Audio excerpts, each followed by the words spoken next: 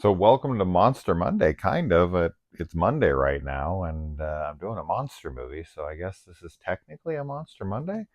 But this is a Patreon request by someone who rather remain unnamed. So they came in at a very high donation, and then also wrote me and asked me if I would do a review for them, and they would give me even more money, which how could I turn it down? So thank you to blank for doing that, and thank you to everybody who supports this show on Patreon. We have a link in the description below. Yes, we don't do a whole ton, unfortunately, for our patrons. Really, the Patreon and the membership stuff mostly is just to kind of support the channel and all the effort that we put into it. So it's kind of just like a handout in a way. But we do release episodes early to members on YouTube, and I do try to interact with people on Patreon here and there. But mostly, the people I've talked to on Patreon, they're more in it to just support the channel, and they're like, we don't really want anything. Now, if you are a patron and you disagree with that, you can absolutely write me on Patreon and tell me you disagree, and we can talk about it. But moving on from that, let's talk about the movie they selected here first, which is Don't Be Afraid of the Dark, the hopefully the 2010 remake. Is the one they were asking for, not the 1973 original made for television movie, which I've never seen. And in fact, I actually considered watching that first and following it up with this. But that one I needed to rent, and I was just like, do I really want to watch it? And the reason I mostly decided not to is because I saw this movie in theaters when it came out. And funny enough, this is, I think, the first like press screening that I ever went to, but I didn't go as like a press person because I didn't have the channel back then. I was just invited, and so I went, I think, with my buddy Brandon. He gave me tickets to this. That's what it was, yeah. And so I went to this, and I didn't care for it all that much. I got that, and then that Daniel Craig horror movie that came around the same time with, maybe, was it Naomi Watts? I can't remember, but I didn't like either of those movies, so it was kind of like two in a row in like a very short amount of time. And I also got Final Destination and Fright Night uh, from all of that as well. I was going to a bunch of screenings at that time, and this was one of them. I think this is the first one. Anyway, I just wasn't a big fan of this, and I had never revisited it since. But because it was Guillermo del Toro, not only producing but also writing, at least I think he produces it to present, so I would assume that's what that was. But maybe it's because of the writing credit. I don't know. He was set to direct this, but never did. Gave it off to some like a comic book artist, I think, and there is a prequel comic to this that tells the story of these little goblin fairy. They're fairy tooth fairies, is what they are. They're little miniature things. Now, what these remind me of, um, it reminds me of a bunch of different things. One of the things that really shot to mind, not only with the voices reminding me of Gollum coming from like the depths, but when she's in bed and they're kind of coming in her room and running around, I couldn't help but think about Cat's Eye with Drew Barrymore. Um, but yeah, so anyway, let's talk about Don't Be Afraid of the Dark. This stars Guy Pearce and Katie Holmes. It definitely hits hard with the actors there. Guy Pearce is one of the more underappreciated actors of this time. He never really took off as like the leading man that people probably thought he was going to be, even though he's always given great performances ever since and had some pretty damn good success in his career with, obviously, like Memento would probably be one of his biggest credits. But you know he is still going strong with Oscar-nominated Brutalist, and I see him quite a bit right now. Um, so it's a shame because I think he's so damn good. And if you want a recommendation of a movie that he is in that no one really talks about, him and Dakota Fanning, an awesome movie called Brimstone that has some horror stuff in it. So I did review it on the channel. Definitely check it out. And Katie Holmes, as I had mentioned, is also in this. This is a couple of years after. Now, she did Batman Begins in 2005 and then did not appear in 2008's Dark Knight, probably because of her marriage with Tom Cruise.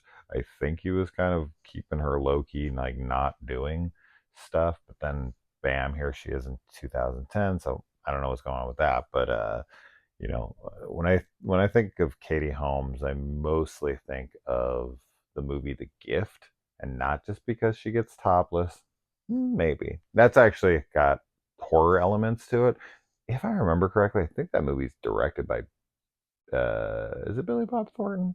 Um, got a whole great cast like Keanu Reeves and is it Kate Blanchett and Giovanni Ribisi.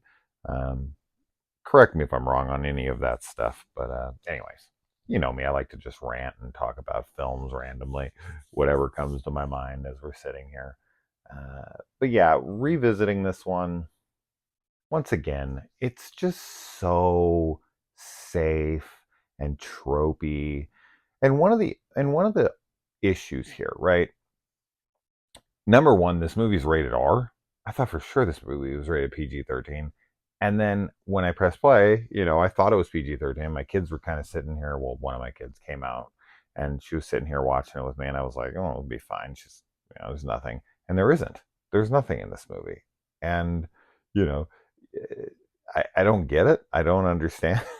Like, what in this movie is rated R? I must have missed it because this feels PG-13. And I was reading that the original story, the 1973 film, had it as a man and his wife, and she's dealing with, the fairies or whatever, and there is no kid, right? Sally is his girlfriend or wife, yeah, and there is no kid. And in this, they kind of split her into two characters, one being the girlfriend and one being the daughter. Um, and I think the reason Del Toro did that is because he loves fairy tales, and having it like a kid, a kid who's finding like a doorway, much like a Coraline or something, that adds to its fairy tale feeling.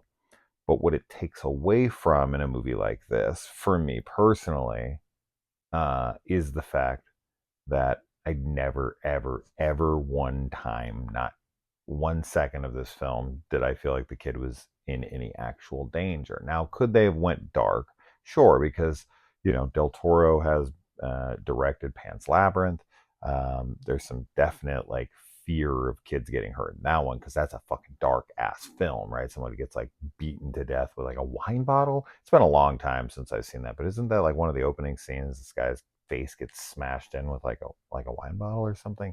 Maybe I'm misremembering that. I've only seen it once, and it was pretty much when it came out. So, uh, once again, correct me if I'm wrong on any of this stuff. I know y'all will, but that's good. Keep me fresh. Keep me informed. I always like to fix anything in my brain that's incorrect.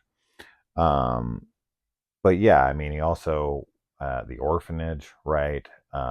Devil's Backbone. I mean, that movie's all about dead kids. So you would think with Del Toro involved, maybe the kid would be in danger. But this film is just so safe and it's so tropey. And because of the tropes and because of how it's presented, and this is probably because of the director. If Del Toro directed this, maybe I would have believed that the kid was ever in danger.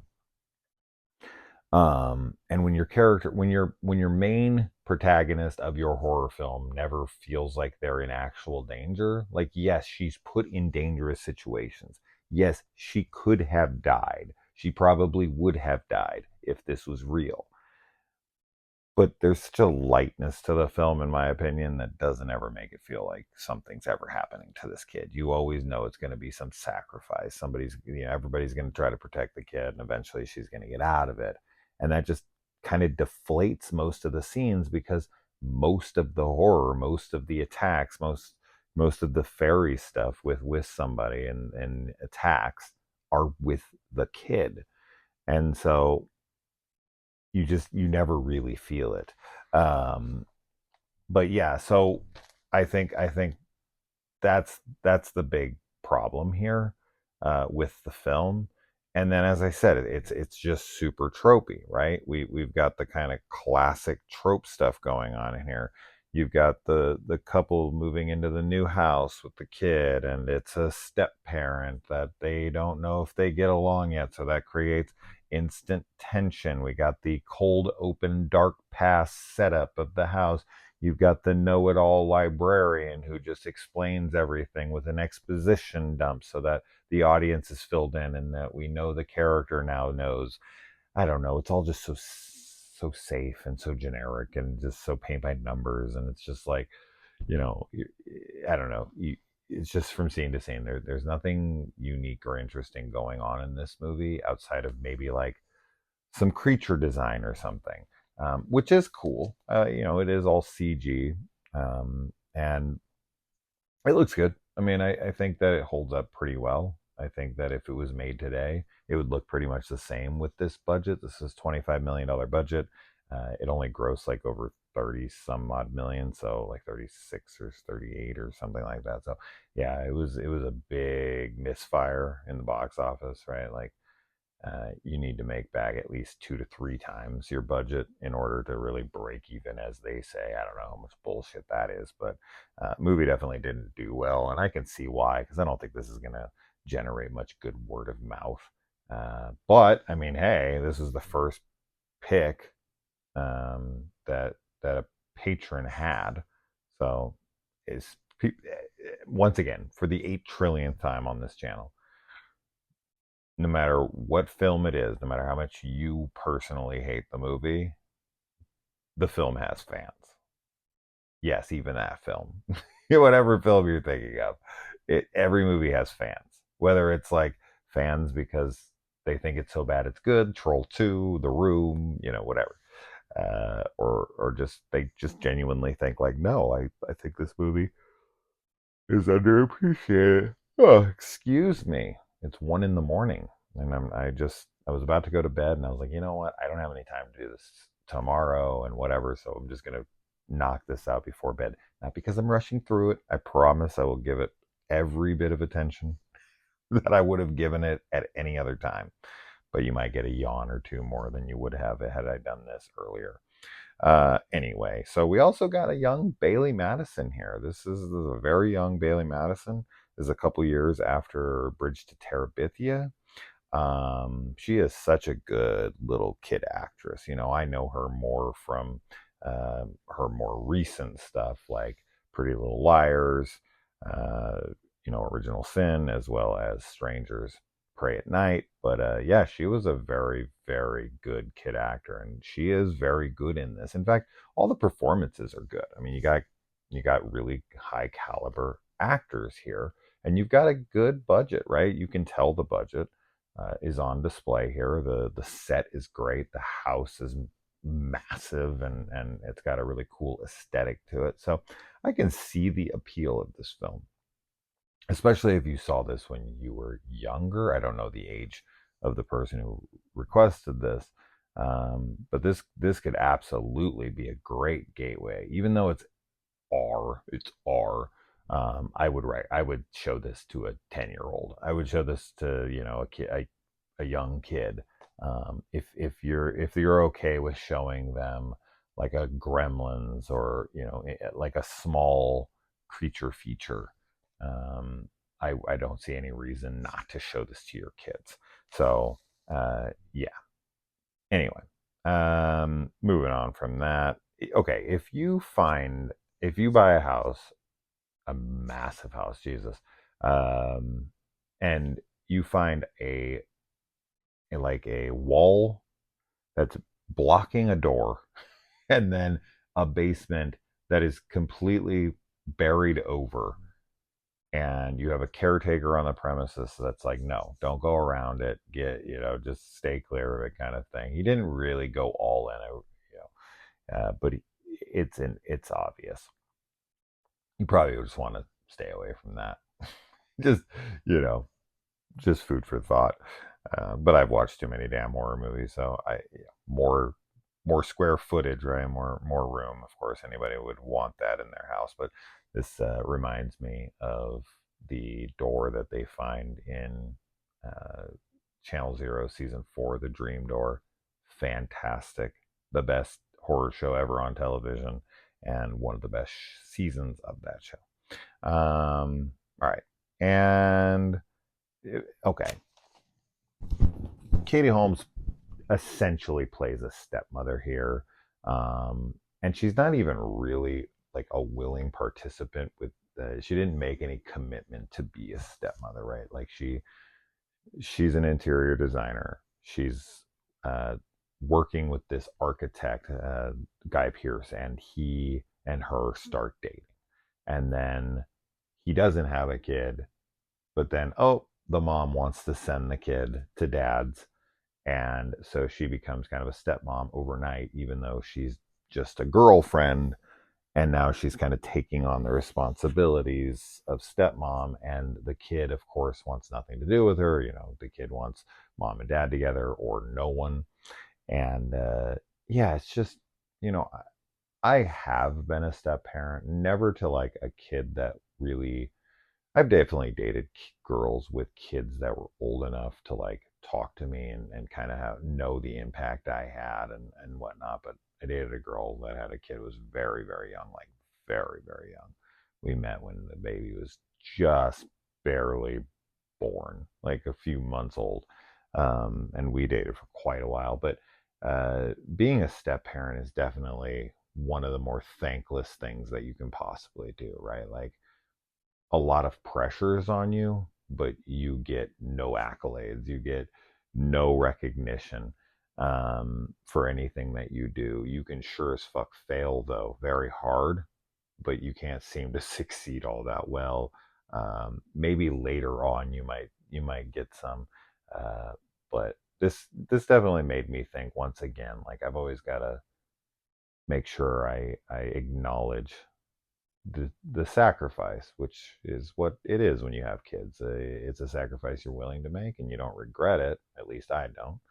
But like with my wife Kaylee, who's not here right now, with me, obviously. Um, she puts so much into our kids, and they're not her responsibility. She didn't make that commitment to have a child and all that, but she did when she married in, and it's tough, man. And I watched this, and Katie Holmes is trying her best here, and because it's a fairy tale, obviously they wanted to do like the subversion of expectations with the wicked stepmother, and I think she even refers to herself as like, I feel like the wicked stepmother.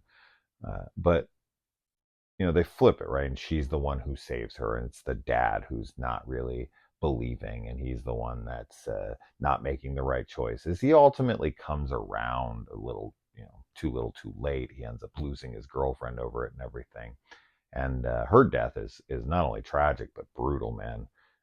The way her leg breaks backwards and she is hanging there and she's like looking at them, and then she's pulled down into this cavern that just drops endlessly. Who knows how far that goes down? But yeah, she definitely didn't survive it, or did she? I don't know really what's going on with the voice at the end. It sounded like her, so I don't know. We'll get there at the end because I have a couple things to say about that don't really make a whole lot of sense to me. um, Now, the bathtub scene is so silly because you have this house where this guy clearly has a ton of money.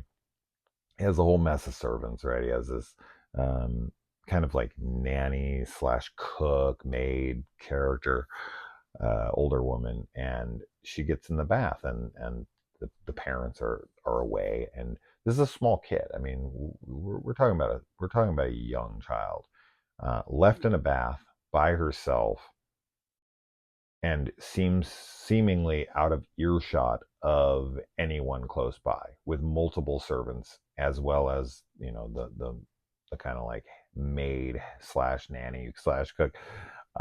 You would think, I know she's trying to like prepare dinner or whatnot, but if there's like all of that ruckus, all of that hustle and bustle and smashing around and screams, and it takes over a minute or two for people to hear and start running to her aid, that's insane. That's fucking insane. Especially, yeah, I don't know, man. It's just the little girl in a bathtub.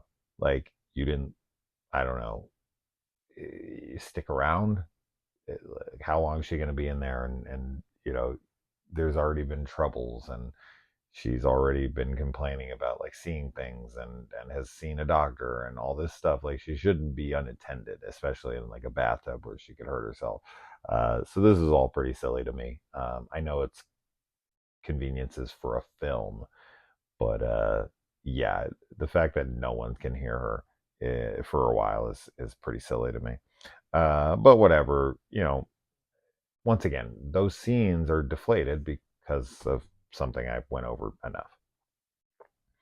Um, and another trope, you know, the dad's like, "There's too much money in this house to leave it. I've invested everything," and blah blah blah. Like, I get that. Like, that is a valid thing, and I'm sure that would be a thing that people would do when they have this vested interest in the house, and it's like, I'll lose everything. I can't just go on a whim, especially with something like supernatural or whatnot. Like, how quickly would anybody believe that? You know, you watch the movies and you yell at the screen, "Believe her," but it's like, would you really in real life believe that your house was like haunted by like little fairies, and your daughter, who seemingly is having a huge problem disconnecting from her mother, who's having homesickness and whatnot, and seeing a therapist and all that, is cutting up clothing, finding a razor in her room, and being like, "It's the fairies." I mean, if a kid is cutting up clothes and saying it's the fairies, you know, it's going to be hard to, you know, run away from a house you've put most of your money into, right? Like, I get it. I'm not getting down on the guy, because if you really are honest about shit, then most of us would probably have a similar reaction. But I do find it kind of funny and ironic that her dad is just so like blasé with her, and just like, you know, like, but if, whatever, and like doesn't care, and it ultimately has to be the not yet signed on stepmother that has to be the believer, the one that investigates, the one that defends and gives up her life and all of that stuff as well. The dad's just like cares what his, you know, golf buddies fucking think about his place. He's gonna be in some magazine, and it's like all he gives a shit about. Um, and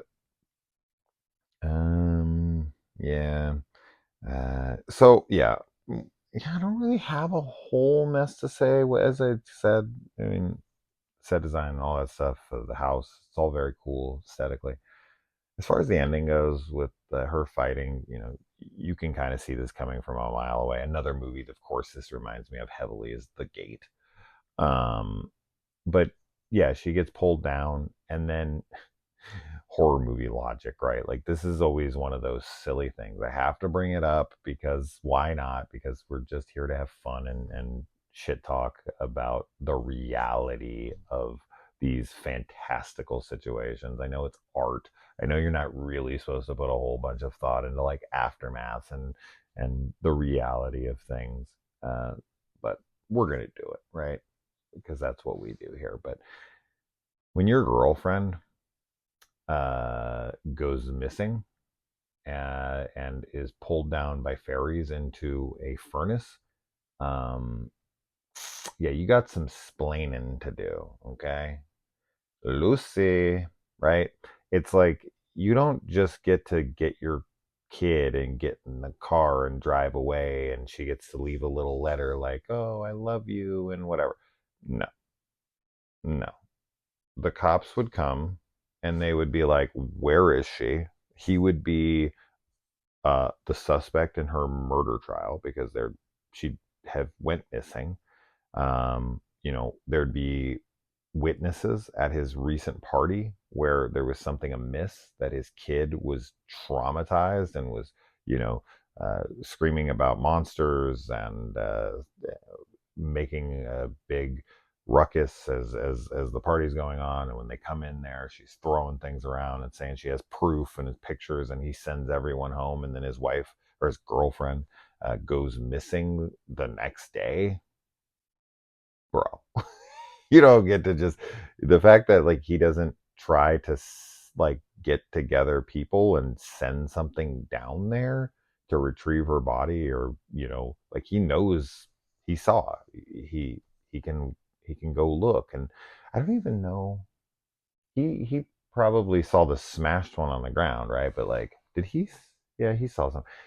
I just, I'm thinking like, where like this guy has money, right? He's got vested interest. He wants to retrieve her body, right? He wants to avenge her. Like, wouldn't he hire team or tell the cops and be like, they're down there, like she's down there, and then they would send an excavation team? Would that be what I'm thinking of? An extraction team, maybe. Um but yeah, I just really, no. I mean, it's a movie, it's an ending where they're just like, okay, we're thanks, bye, we leave, we love you, thanks for your sacrifice, and moving on. Um but and then the voices are like, oh, they'll come again, whatever. It's like, no, no. Either you need to completely seal off that area where they're able to come out of, right? You don't just board up the fucking door and bury the thing. No, you straight up block that shit out. If you are going to go this route, you block out how they can come through, right? You get some grenades and you fucking throw them down or whatever you got to do, but you sealed that off. The furnace should have been sealed. I mean, that would be a lot easier, right? Than and then just burn the freaking house down. If you're just going to abandon the house anyways, and you're going to lose that money anyways, and you don't want anyone going down there anyway, you seal that shit up with concrete, and then the whole floor, right? Just fill that whole basement with concrete, the whole fucking thing, just sealed off. But I wouldn't do that. I would, you want to send something down there to go get them. The descent, right? You gotta go retrieve the body. You gotta get vengeance. You gotta explain how the hell your girlfriend's missing, right? Send the cops down there. So that you can prove your innocence when they go and find a whole bunch of creatures. So it's a very silly ending, of course, but we always have to accept these types of endings. Anytime a movie is supernatural and everyone's dead, and then when they kill the killer and the killer, like, disappears or evaporates or whatever, and then the movie has like a happy ending and they get to walk away, it's like, no, they're convicted of all of those murders, because good luck explaining in court that it was, a banshee or some shit. Like, that's not going to hold up in court. So this is also one of those endings where he's going to jail unless he can prove where the hell his girl. Although no body, no crime, right, Taylor? I don't know. So there you go. Don't be afraid of the dark. I do wish I would have watched the 1973 film. Maybe I will at some point. If I do, I will review that as well. Don't worry, I won't charge you extra or anything, but I am curious to see how it holds up against this one. Would I like it more? Would the 70s charm bump it up for me? It's just, I'm not going to reiterate. You heard what I had to say about this. Um, and oh, I forgot to mention in the opening. The opening has a decent scene with the guy in the basement, and then, because the fairies want teeth, and then they'll replace them with coins, right? A very, very tooth fairy thing. But the guy wants to get his kid back, right? And so he holds down the maid, I think is what it is, and he puts a chisel on her teeth, and then he's like trying to hold her back, and the teeth are exposed, and he's like, you know, sliding them around on the teeth. That was good. That's a very visceral shot of just, everybody in the theater is going to be squirming as chisel is like kind of grinding around on the teeth as he's trying to like position it to like hit it with the hammer. I do find it funny though that funny uh, a woman brutalized and murdered is hilarious. No, it's just funny to me that he takes the chisel and he hits it with the hammer, and she's screaming and then instantaneously stops screaming. Just click, and then that's it. I can only assume that like the chisel went through her teeth and all the way down through her head and killed her. That has to be what happened, but I would have just thought he hit it and it knocked her teeth out, which then would make her scream even more. But somehow he got it through her teeth and through her neck and her, you know, severed her spinal column or something. Like, that's fine if that's what happened. But I would feel like if you put a chisel sideways on people's teeth and knock them out and you hit it, it would just knock their teeth out, right? Like it would break a few teeth, and that would be even more painful. She'd be screaming even more, but she instantly stops. And then we cut to her, and she's just laying there like dead. So he must have killed her, or at least knocked her out from shock, whatever. So that's that. I forgot to mention that, and I'm glad I remembered it. But there you go. Guillermo del Toro's Don't Be Afraid of the Dark. Would have been better if he directed it, of course. But those are my thoughts. And it's 1:30 in the morning, so bedtime. Thanks for the patron donation. If you want to become a patron member, you can go to the descriptions below, support the channel. Or if you want to become a member of the channel, get some videos early and some exclusive like posts that we make once in a while, you have to sign up for YouTube memberships on your computer, though. For some reason, it will not let you do it on your phone. Don't know why, or a tablet. It has to be a computer, like a PC or a Mac or book or something like that. You have to be on a computer. I don't know what the hell that is, but we've gotten a few people who have asked, and that's what we've come up with because we cannot find it on our phone either. But it's very easy to find on your computer. Anyways, I'm not trying to sell myself anymore. I already got enough money from this person. So thank you once again. And what do you guys think about this movie? And yeah, once again, thank you. See you in the comments. Adios.